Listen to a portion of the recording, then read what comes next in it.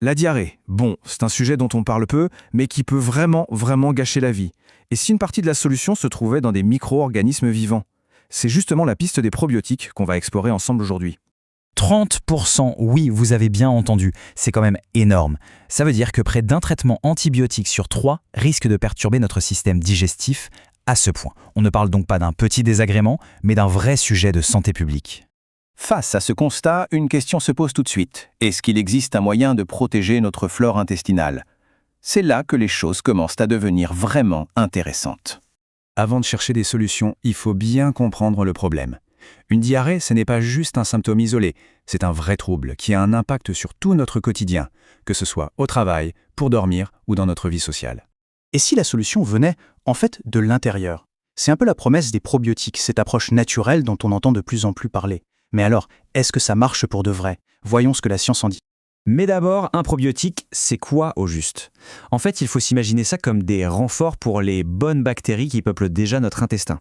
Leur mission, si elles l'acceptent, aider à maintenir l'équilibre et veiller sur notre santé digestive. On en vient à la question cruciale. Est-ce que ça fonctionne? Et là, la réponse c'est « ça dépend ». Et c'est justement toute la subtilité du sujet. L'efficacité des probiotiques varie énormément selon l'origine de la diarrhée. Ce tableau résumait assez bien ce que les études scientifiques nous disent. On voit tout de suite que, selon la situation, les résultats ne sont pas du tout les mêmes. Allez, on va regarder ça de plus près, cas par cas. On commence avec la diarrhée infectieuse, la fameuse gastro. Eh bien, les études, et notamment une grande analyse Cochrane, montrent que certains probiotiques peuvent réduire la durée des symptômes, d'environ 1 journée en moyenne. Et franchement, 1 jour de gagné quand on est mal en point, c'est loin d'être anodin. Et pour la diarrhée causée par les antibiotiques alors? Là, les preuves sont encore plus solides. Les études parlent d'une réduction significative du risque. Certaines souches, comme le Saccharomyces boulardii, agissent un peu comme un bouclier pour protéger notre flore intestinale pendant le traitement. Et enfin, pour les problèmes chroniques, comme le syndrome de l'intestin irritable, la situation est plus complexe. L'effet est souvent décrit comme modeste et surtout, tout dépend de la souche utilisée. C'est un peu comme si on devait trouver la bonne clé pour la bonne serrure. On voit donc bien qu'il faut garder une vision nuancée. Les probiotiques, ce n'est pas une potion magique. C'est important de connaître aussi leurs limites et bien sûr les précautions à prendre. Il faut peser le pour et le contre. D'un côté, on a des bénéfices clairs pour notre flore intestinale. Et de l'autre, des effets secondaires sont possibles, mais ils sont le plus souvent assez légers et temporaires, comme des ballonnements le temps que le corps s'habitue. Alors concrètement, qu'est-ce qu'il faut retenir? D'abord, que les effets indésirables sont souvent passagers. Un bon conseil, c'est de commencer avec de plus petites doses pour aider le corps à s'adapter. Pour les enfants ou les personnes plus fragiles, un avis médical est toujours une bonne idée.